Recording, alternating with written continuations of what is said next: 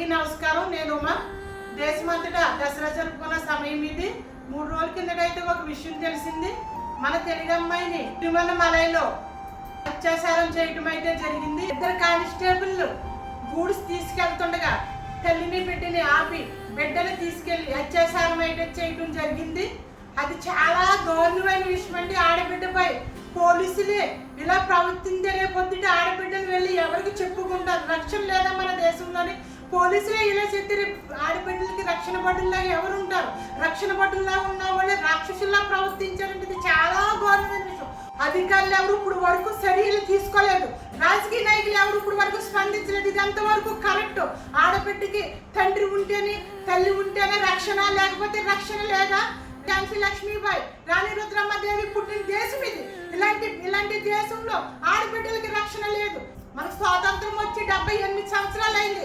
ఆడబిడ్డకి రక్షణ లేదు ఇప్పుడు వరకు. ఆడబిడ్డ రోడ్డు మీద తిరగట్లేదంటే స్వాతంత్రం వచ్చినట్టేనా? ఎటువైపు పోతుంది ఈ దేశం? ఈ సంఘటన జరిగి 3 రోజులు అయింది. ఇదిగో వీళ్ళిద్దరేనండి, సుందర్, సురేష్ రాజ్.